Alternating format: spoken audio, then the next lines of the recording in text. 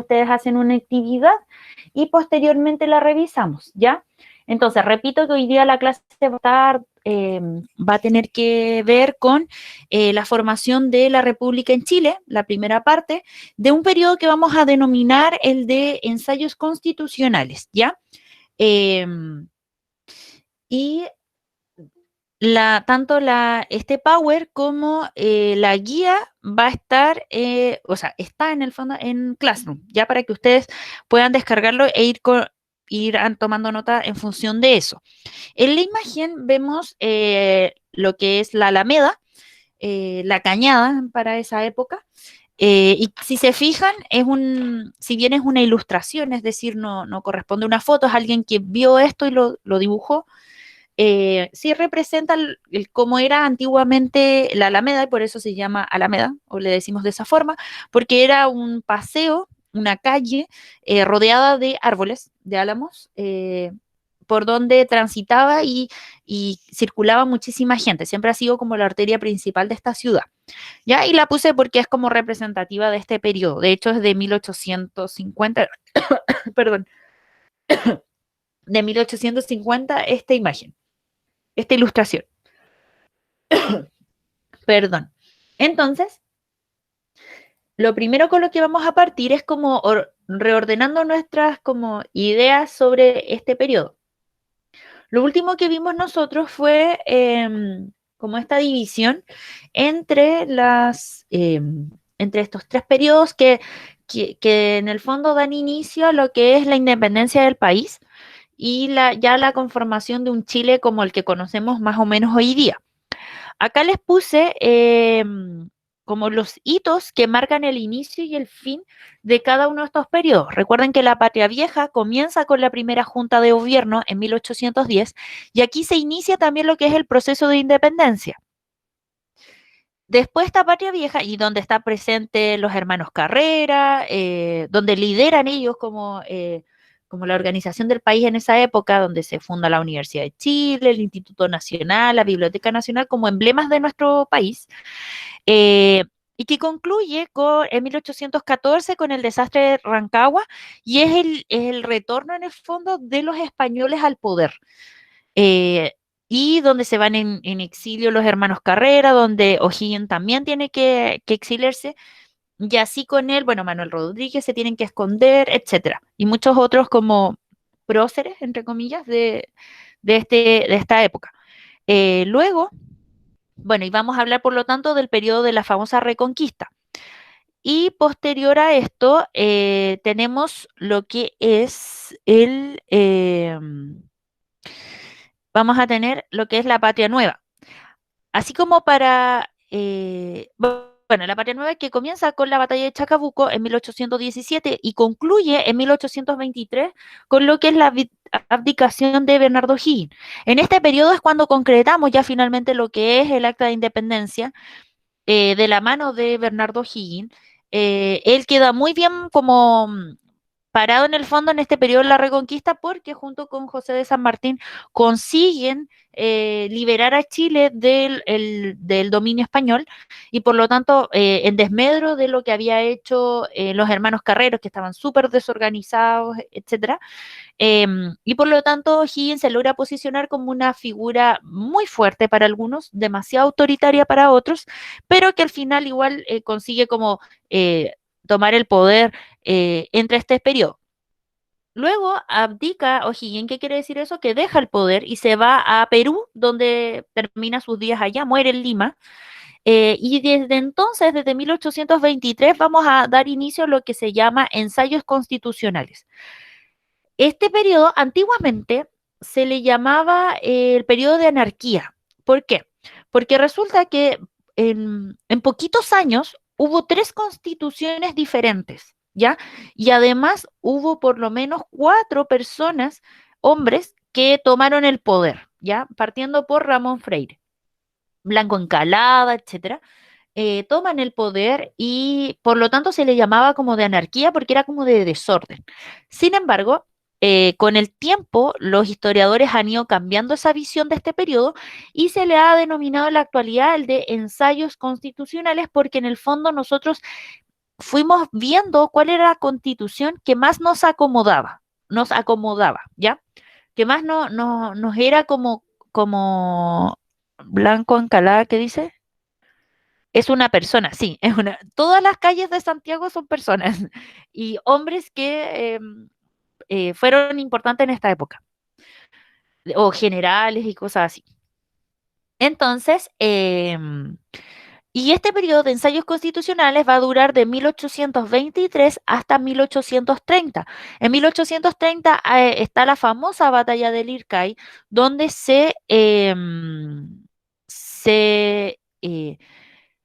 donde se enfrentan liberales con conservadores. ¿Y quiénes ganan? Los conservadores, ¿ya? Y después de los ensayos constitucionales viene lo que es la República Conservadora en Chile, que esa es súper importante y la vamos a ver en la próxima clase, ¿ya?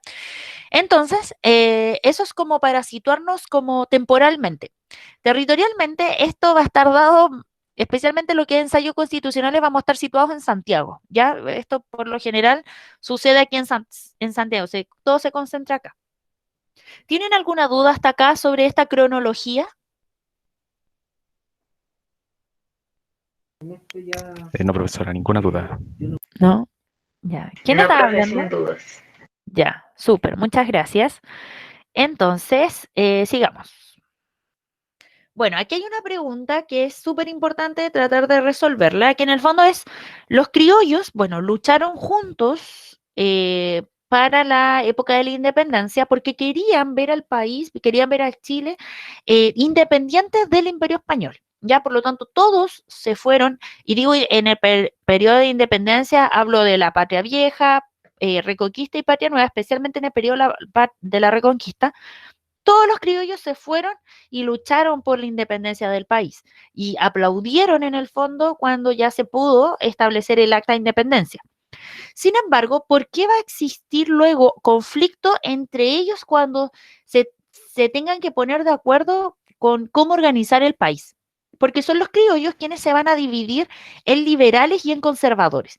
Y ellos van a tener conflictos entre sí. De ahí que es importante que ustedes tengan en cuenta lo que hemos visto en las clases anteriores, en particular con las guías, las discusiones que hubo, eh, que han habido cuando se piensa en la conformación de los estados nacionales.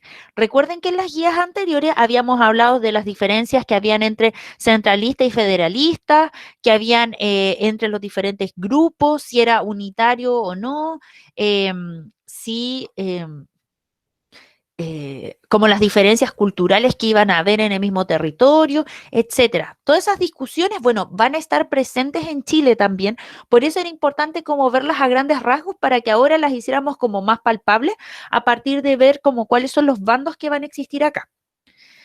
Entonces, bueno, lo primero es que del por qué existe como conflicto entre los criollos es porque los criollos, bueno, buscan por una parte como mejorar su condición, pero tienen como diferentes formas de cómo alcanzar ese bienestar entre ellos. Y además también viene una diferencia entre ellos y los mestizos, porque consideran que son ellos los únicos como que en el fondo merecen de alguna manera como mejorar su condición porque fueron ellos quienes dieron como la batalla en las guerras de la independencia, cosa que es mentira. Porque no solo fueron ellos, sino que también los mestizos y los indígenas participaron activamente en las batallas de la independencia y cuando concluye todo esto se sienten tremendamente defraudados. Y de hecho vamos a ver en este periodo ya los primeros síntomas de malestar por parte de los indígenas o de los mestizos, que al final van a constituir el bajo pueblo.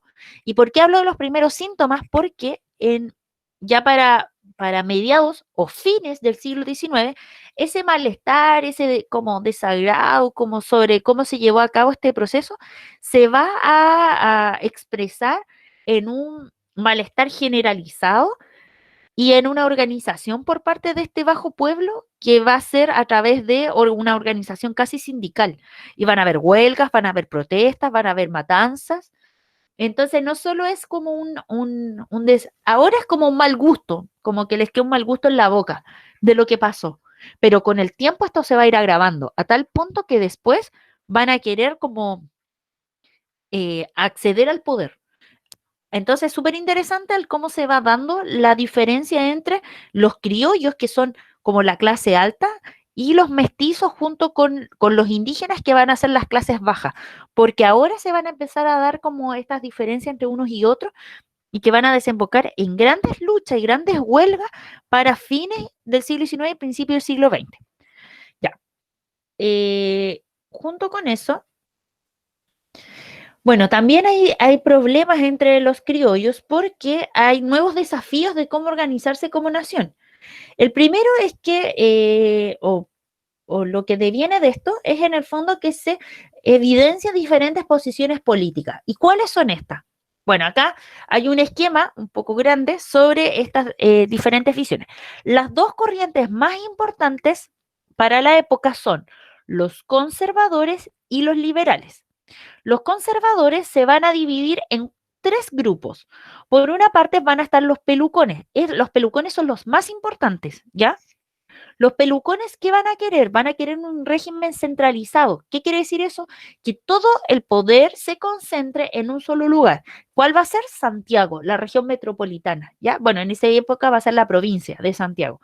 Es aquí donde se va a concentrar el poder. Y no solo aquí territorialmente, sino también en la figura de una sola persona que es el presidente.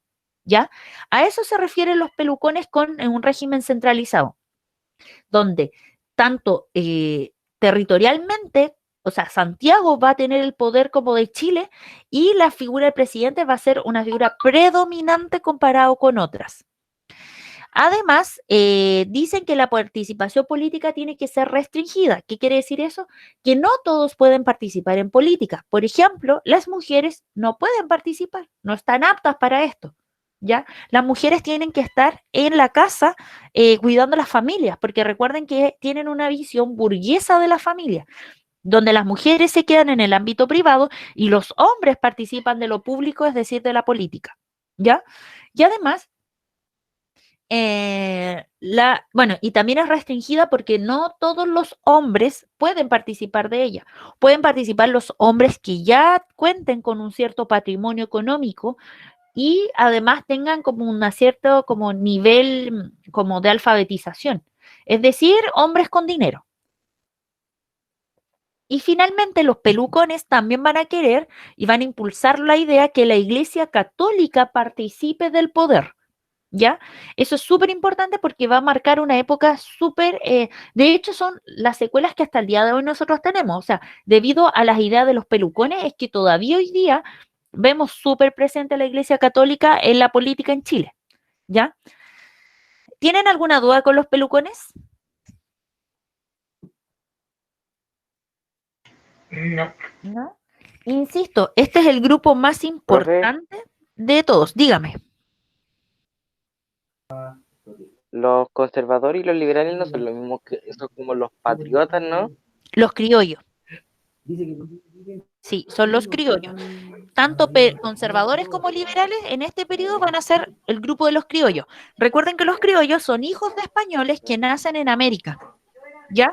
Y que por lo tanto, por no ser peninsulares, es decir, por no haber nacido en España, para la época de la colonia tenían menos derechos políticos. Cuando se consigue la independencia, ellos pasan a reemplazar a los peninsulares en el poder, ¿ya? Y a los peninsulares recuerdan que eran los españoles nacidos en España, que llegan a Chile. Entonces, luego sus hijos que nacen en Chile son los que van a acceder al poder y algún que otro mestizo. ¿Se entiende? Chiquillos, Sí. ¿sí? Ya. Vamos a silenciar al compañero. Entonces, ay, ya. Luego tenemos a los o'higginistas, que en el fondo son el grupo que defiende a Bernardo O'Higgins y la gestión que se llevó a cabo. Ellos quieren que haya un gobierno fuerte, es muy parecido al de los pelucones. Quieren que haya una figura que sea fuerte, que sea como que logre llevar como adelante el poder, pero bien parecido como lo llevó de alguna manera Bernardo O'Higgins, que para algunos fue casi dictatorial. ¿Ya? Hasta esas visiones se tenían en esa época sobre Bernardo O'Higgins, pero no eran un grupo muy numeroso, ¿ya? Y finalmente tenemos a los estanqueros. los estanqueros eran un grupo de comerciantes que lo que buscan en el fondo también es el gobierno fuerte y autoritario. ¿Para qué? Para que haya orden, porque si hay orden, puede haber desarrollo económico. ¿Ya? Los estanqueros, ¿por qué es necesario mencionarlos? Porque de ese grupo va a provenir alguien muy famoso para toda nuestra historia hasta el día de hoy, que es Diego Portales. Diego Portales es un comerciante que logra tener logra ser propietario de lo que es el comercio del tabaco y el estanco en Chile para esta época. Es importante él para esta época porque así como nuestro actual presidente, que es un empresario, eh, Diego Portales también fue un empresario que después se vinculó en la política. Y de hecho, la constitución que hoy día nos rige tiene el espíritu de Diego Portales, ¿ya? No solo es una universidad, sino que también es como el espíritu de todas nuestras constituciones. Y por otra parte tenemos a los liberales. Los liberales se dividen en dos grupos. El más importante es el de los pipiolos. Los pipiolos, que es los que buscan reformas liberales. Aquí tienen que tener súper presente todo lo que ya hemos visto en más de una oportunidad sobre la ilustración. ¿Ya? ¿Cuáles son las ideas detrás de la ilustración? Detrás de lo que hubo para la Revolución Francesa. Porque es a partir de esas ideas donde los pipiolos se van a sentir como representados. ¿Ya? Ellos lo que quieren es que haya libertad de los derechos a las personas, libertades públicas y derechos individuales, libertad a reunión, a emitir opinión, a elegir representantes, a tener como que el poder recaiga en el pueblo, etcétera, y también evidentemente una libertad de lo que es en términos económicos. Y por otra parte vamos a tener a los federalistas que también buscan como alcanzar libertad individual, pero su mayor propósito, o sea, quieren llevar a tal punto esta libertad que en el fondo lo que quieren es que el país esté dividido en provincias y esté descentralizado, que sea un estado federal, es decir, que cada provincia tenga autonomía y que no dependamos de una sola persona, que en este caso podría ser el presidente, ¿ya? Entonces, a ese punto ellos llegan con la idea de la libertad. Entonces son estos 5 grupos los que van a estar presentes y se van a pelear entre sí. ¿Cómo pelean? A través de la prensa, ¿ya? A través de cartas. Todas estas personas han viajado a Europa, conocen lo que está pasando allá, han tenido la posibilidad de leer innumerables textos, por lo tanto, saben de muchas ideas que están circulando en Estados Unidos y en Europa, ¿ya? Y son ellos quienes a través de la prensa van a escribir notas al director, van a escribir noticias incluso, donde no solo van a relatar lo que está pasando, sino que van a dar su opinión. Y así, como cada, en el fondo, publicación de periódicos, van a ir evidenciándose como distintas posiciones. Y otra forma también de discutir era a través como de los bares o restaurantes, en el fondo, como lugares de reunión públicos donde ellos pudiesen discutir. Esos eran los lugares, así se daban las discusiones. Ahora, no son las discusiones como las de hoy día en Twitter, porque son súper rápidas. Estas van como desfasadas en 3 días, una semana, una cosa así.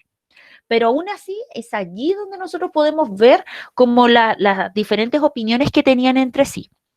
¿Tienen alguna duda sobre estos distintos grupos? Chiquillos, chiquillas, ¿alguna duda sobre el grupo de los conservadores y los liberales?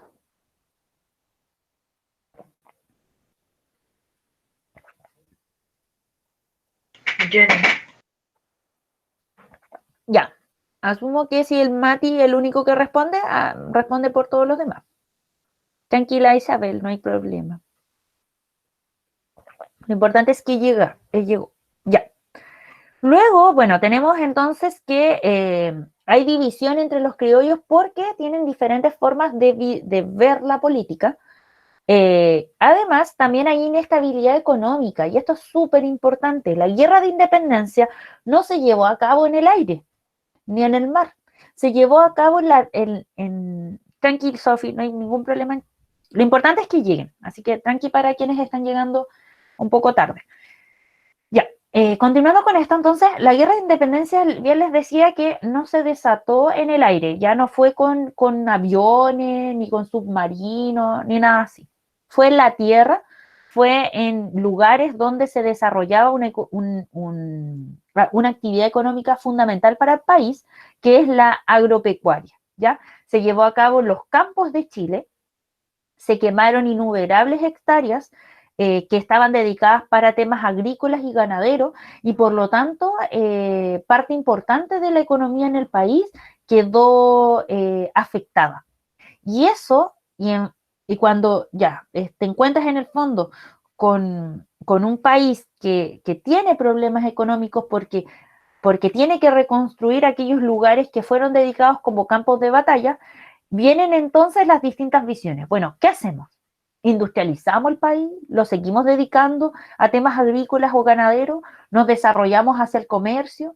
Y lo otro es que tampoco estábamos preparados para un comercio internacional. Y por lo tanto tuvimos que, en esta época, empezar a fortalecer lo que es Valparaíso.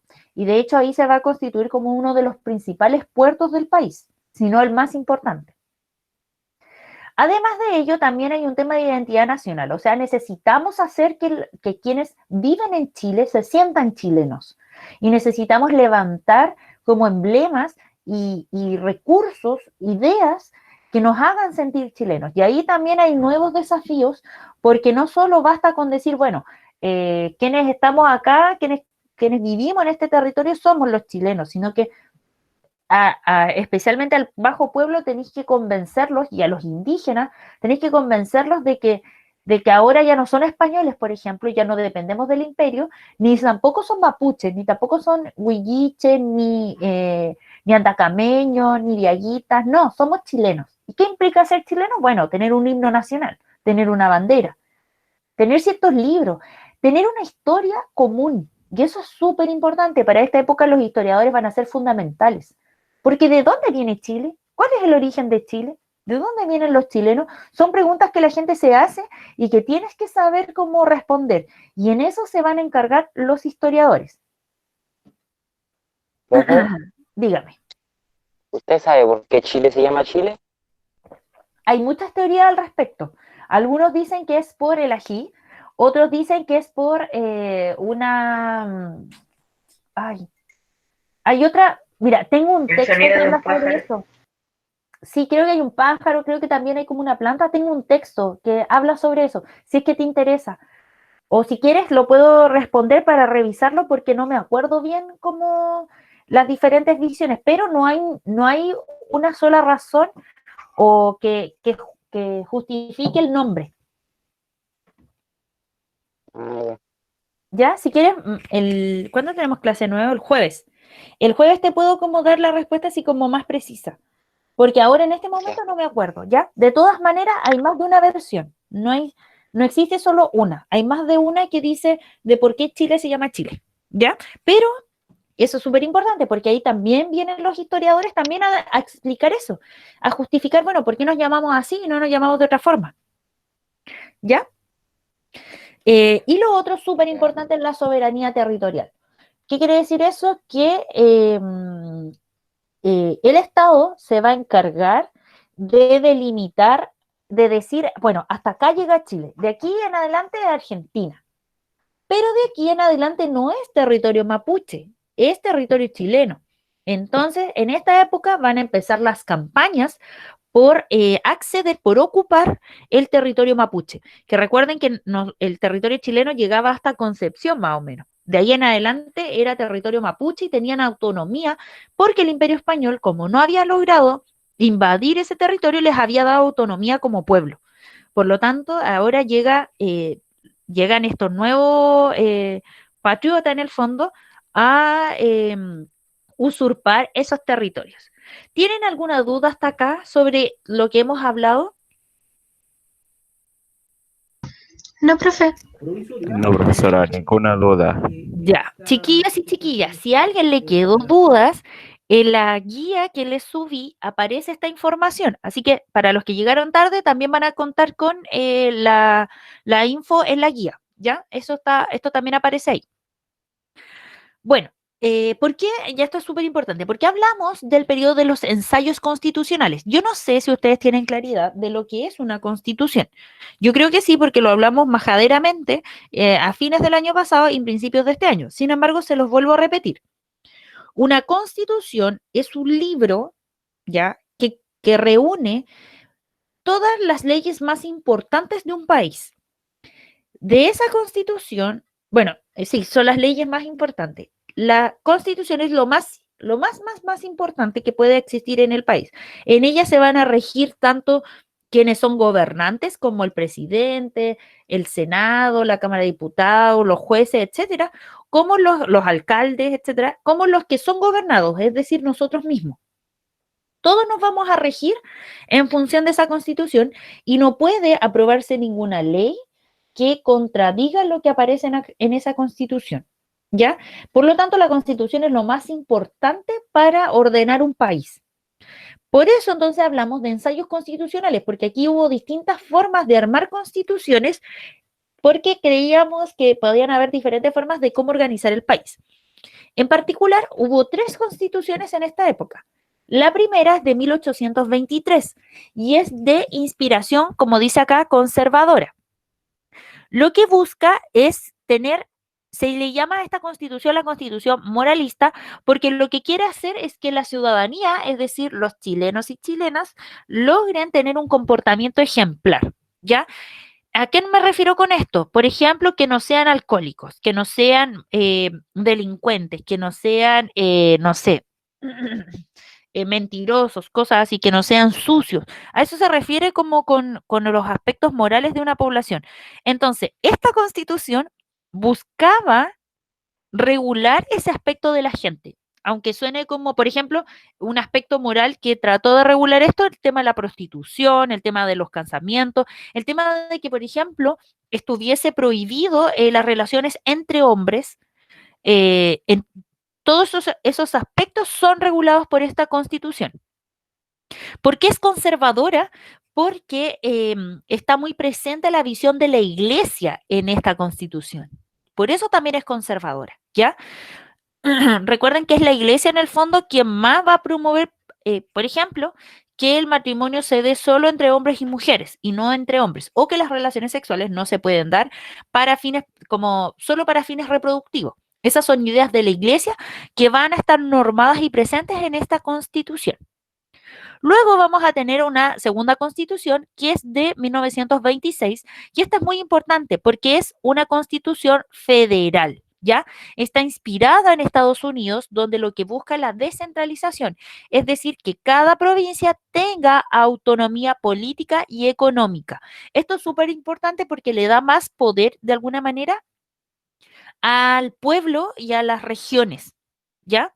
Ese es como el espíritu y lo más importante de esta constitución. Esta constitución es de inspiración liberal, ¿ya? A diferencia de la constitución del 23. Y finalmente tenemos la constitución del 28, que es ya propiamente liberal.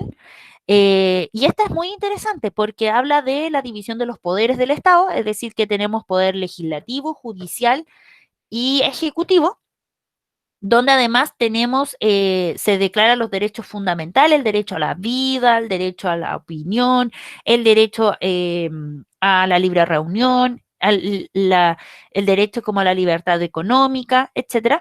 Además, ampliaba el sufragio no solo a los hombres como con cierta propiedad, sino a cualquier hombre que fuese chileno.